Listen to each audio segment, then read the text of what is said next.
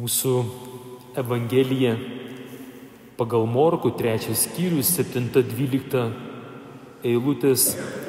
Tai yra pasakojimas, koks iš tiesų buvo, yra ir, manau, toliau bus populiarus, reikalingas, ieškomas viešpats Jėzus Kristus. Čia Jėzus populiarumas remiasi tuom, kad jis nėra žvaigždė, nes moka gražiai groti. Čia Jėzus yra populiarus ne todėl, kad jis turi gražią išvaizdą ir jį atspausdino visose įmanomuose žurnalų viršeliuose. Jis populiarus ne todėl, kad laimėjo rinkimus tokioje šalyje kaip Jungtinės Amerikos valstijos.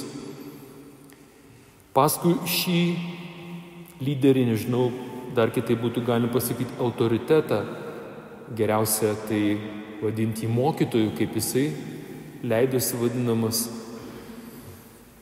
Jisai sekamas ne dėl išorės, ne dėl muzikos. Tie žmonės, kurie paskui eina, nes jie pamatė realiai stebuklus. Pirmas toks elementarus stebuklas yra tada, kai tu kažkom tai sirgai, gal tavo liga nebuvo labai ten ypatinga. Tai gali būti kaip Petro uošvės karštinė. Šiais laikais gal mes tai pavadintumėm gripu arba dar kokiu nors liga susijusi su čiaudėjimu, peršalimu ir lengva temperatūra. Tačiau jisai, kad ir mažais atvejais, ar tai dideliais atvejais, kaip žmonės, kaip žinote, buvo paralyžiuoti visiškai nuo gimimo, visiškai akli. Tiesiog, tai tie, kurie atėjo, už kuriuos jisai meldėsi, o gal ne tik tai pasakė to ar vieno kito ligonio bičiuliui, draugui, giminaičiui, eik, tavo tikėjimas pagydė tavo tarną. Visais atvejais šiandien, kai klausomės apie Jėzų, paskui eina minios. Ir jos taip spaudė Jėzų, kad jau jam buvo nebeįmanoma normaliai netgi praeiti. Ir jam teko sėstis, čia kaip parašyta, jisai lipo į valtį. Čia kaip aprašo, pats Jėzus liepia mokiniams laikyti jam paruoštą valtį, kad minia nesuspaustų.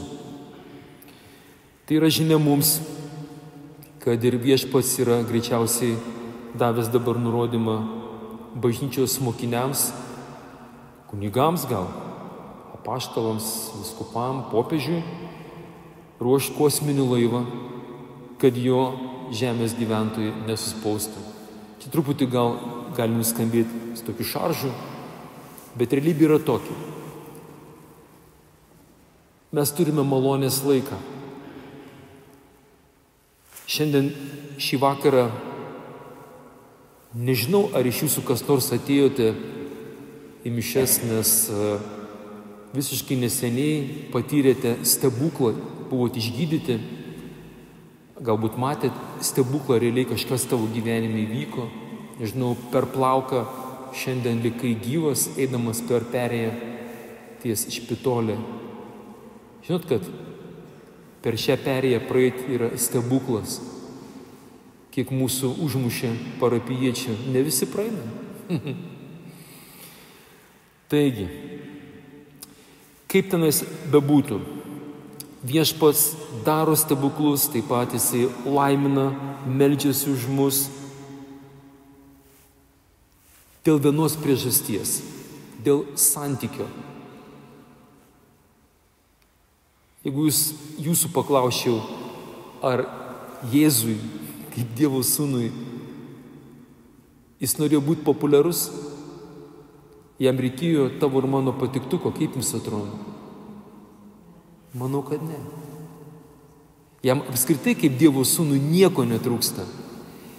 O jeigu taip jau driokstelėt labai plačiai, mes esam tokie žiogų žiogai, kirminėliai, dulkelės.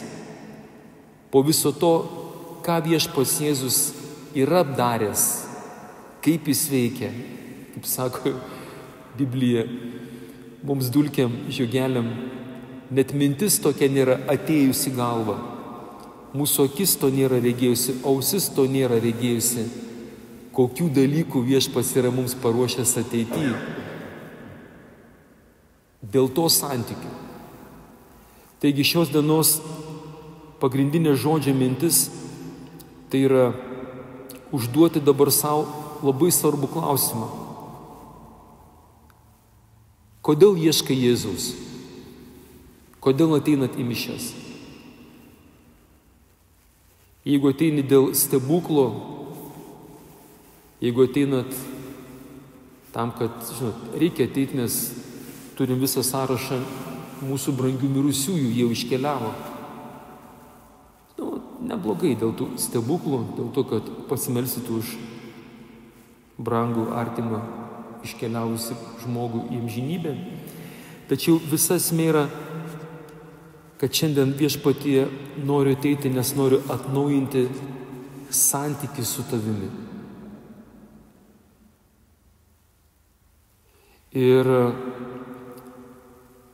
viešpas stengiasi, tą mano troškimą, jeigu atėjau, kad atnaujinčiau savo draugystę su Jėzumi, jisai tiesiog netgi paskatina mane, kad apskritai visas mano gyvenimo tikslas, prasmė ir būtų sekti, ieškoti Jėzų, tapti Jėzaus mokiniu, kad kiekvieną dieną pramerkiu akis ir štai jau Jėzus mano mintyje. Tariu žodį ir su kiekvienu žodžiu, kai tik turiu galimybę, pasakau, Jėzus Kristus mano viešpats, kad galėčiau kažkam paliudyti, kad taip yra gera būti su Jėzumi. Ir žinote, tas beviltiškas minios savanaudiškumas, kuris vis dar gyvena manyje. Aš nesu išimtis, aš galiu pakalbėti gražiai ir taip toliau, bet aš kadangi pats suvokiu, kad man reikia tikėjimo, man reikia pačiam prisiversti dėl to santykio, ateiti kiekvieną kartą į adoraciją. Kartais žmonėms yra keista, ką čia mes kretingiškiai tokio atradom, kad mes kiekvieną dieną, kaip nupušėm, turim pasimatymą 16 valandą čia koplytėlį. Nežinau kaip kitiem, tik tai galiu pasidalinti, kad ugdau įprotį. Nežinau, kas ten darosi, bet išgirdau ir man to užtenka. Man reikia valios pastangų ateiti, pabūti tame pasimatyme, neišeiti, neužmigti. Noriu suprasti, noriu jau čia žemėje tikėjimu pradžiuginti mano mokytoją, viešpatį Jėzų, kad aš bent kažkiek tai jį galėčiau paguosti, kai jis Getsemanėj. Šiandien yra ketvirtadienis, ar ne? Tai buvo ketvirtadienis. Kai jam labai reikėjo draugų, ne tarnų, ne kažkokių mokinių, sekėjų, gerbėjų. Jam reikėjo draugų iš didžios raidės. Kai jam labai sunku, kad jie bent valandėlę su juo pasimelstų. Ir kai jis ateina 3 kartus ir pamato, kad jo rinktiniai vyrai, Petras, Jokūbas, Jonas, miega. Ir jisai pasakė, vyrai, net valandėlės negaliu pabūti su manimi. Su telefonu, kai anglai sako, no limit. Prie kompiuterio, kiek tik nori. Plepėti tuštybėse, apie nieką šnekėti valandas. Prie stalo tu gali valgyti, ten, nežinau, 2-3 valandas, žinai. Pabūt su manim bent valandėlę. Vat kažkaip norisi šiandien save paskatinti, dar kartą užsidegti, apsispręsti už Jėzų ir vėl eilinį kartą žengti tikėjimo žingsnį. Taip, Jėzau, aš nežinau, kaip tą santykį su tavimi man padaryti tinkamą, bet žinau, kad vien mano gero noro ar žodžio užsiugdyti šį įprotį, gal net nepavirs kad nors dorybė, neužtenka, man reikia Dievo malonės. Ir išduosiu, nežinau, jeigu norit, prisimkite ir savo tą taisyklę, paslaptį, kurie vadovaujuosi asmeniškai, kai Jėzus kaip treneris sako, už tai, kad tu man, Pauliau, buvai ištikimas mažuose dalykuose. Aš padarysiu tave ištikimą dideliuose. Ne aš tą santykį su Jėzumi sukursiu, jis man pažadėjo. Ir tarsi kaip per va tai perduodu jums, visi, kurie čia turit kokių nors bėdų, problemų, žalingų įpročių, gal nuodėmių kažkokių, kur tęsės tau, tave erzina. Viešpats sako, aš tau padėsiu, tu tik ateik pas mane. Būk man ištikimas kokiam mažam dalykė santykyje su manimi.